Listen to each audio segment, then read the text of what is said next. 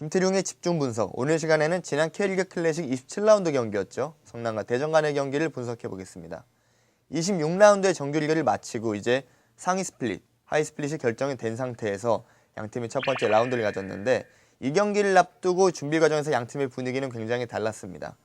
마지막 순간까지 스플릿 A 진입을 노리던 또 경쟁하던 성남이 결국 마지막 라운드에서 좋은 결과를 얻지 못하면서 스플릿 B에서 경기를 하게 됐고 그로 인해서 동기부여도 굉장히 떨어진 상황이었고요.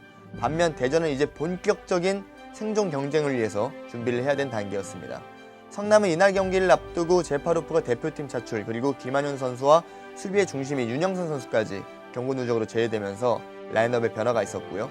대전 또한 가장 핵심적인 중심 미드필더 역할을 해주던 김병석이 경고 누적, 또 콜롬비아 특급 아리아스도 부상으로 이날 경기에서 제외되면서 사실상 많은 전력이 누수가 있었는데 이러한 요소들이 이날 경기에 어떻게 반영이 되었는지 오늘 집중 분석 시간에서 되돌아보겠습니다.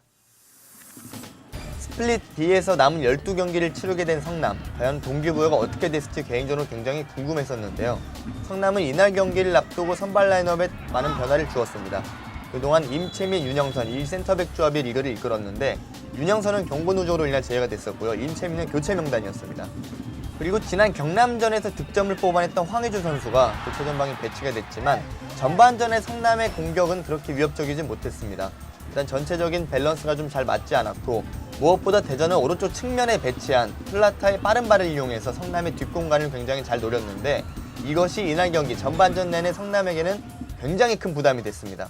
결국 플라타의 존재 하나만으로도 성남이 무게중심을 확실하게 앞으로 갖고 가지 못하는 그런 부담감을 계속 전반전에는 보였습니다.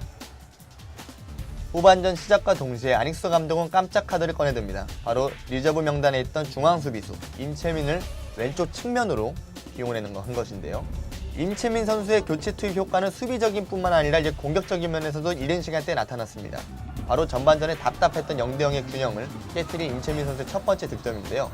코너킥 상황에서 임채민 선수가 공격에 가담하면서 본인의 장점인 타점 높은 헤딩으로 첫 번째 득점을 만들어냈습니다.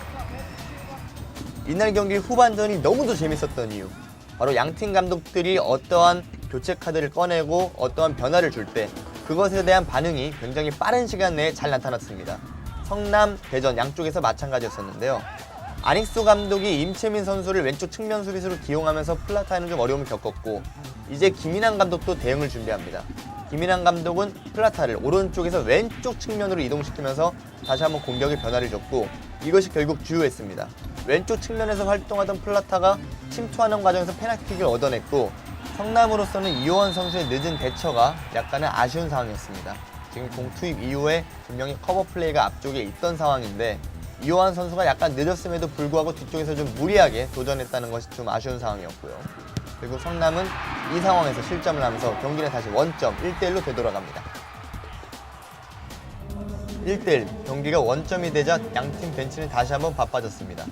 안익수 감독은 김인성을 투입하면서 측면에 활로를 개척했고 김인환 감독은 이제 수비 쪽에 무게감을 두기 시작했죠. 그러다 보니까 이제 최전방에 있던 이동현 선수가 지금과 같이 수비에 가담하는 모습을 보이는데 수비에 가담한 이동현 선수 다소 본인이 늦었음에도 불구하고 좀 도전이 들어갔고 결국 이것이 페널티킥으로 이어졌습니다.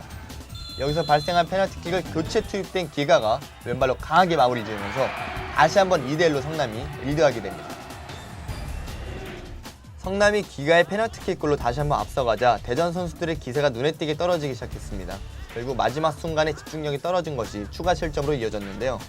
뒤쪽으로 발생된 백패스를 홍상준 골키퍼의 처리가 대단히 좀 미숙했죠. 이것을 놓친 성남이 아니었습니다.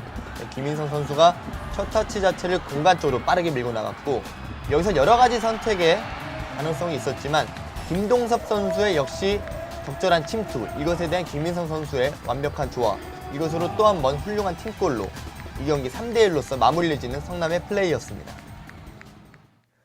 동기부여 측면인 우리와 달리 성남이 굉장히 훌륭한 팀 정신을 보여주면서 이날 경기에서 다시 한번 승리를 거두고 최근의 상승세를 이어갔습니다. 성남으로서는 지난 시즌 인천이 스플릿 B에서 보여줬던 그런 놀라운 폼을 올 시즌에 다시 한번 성남이 주인공이 되어서 보여줄 가능성을 선보였고요. 반면 대전은 이제 본격적인 생존 경쟁을 해야 되는 상황에서 아리아스가 빠진 상황, 그리고 플라타의 전야착에 의존되는 그런 공격 패턴이 선보이면서 계속해서 어려움을 겪게 됐습니다. 대전에게 이제 남은 경기는 11경기입니다. 다행히 다음 경기에 김병석 선수가 돌아오고 아리아스의 부상 정도가 아직 밝혀지진 않았지만 아리아스가 빠른 시일 내 복귀가 한다면 이 아리아스 그리고 플라타 이 두 명의 콜롬비아 라인이 만드는 공격진은 굉장히 막강합니다. 실질적으로 이제 앞으로 대전 입장에서는 같은 강등권 경쟁 상대인 강원이나 대구를 상대할 때 승점 6점을 노리는 플레이를 해야 될 것이며 이런 부분이 현실화되었을 때는 분명히 남 11경기에서 희망을 볼 수도 있는 대전입니다.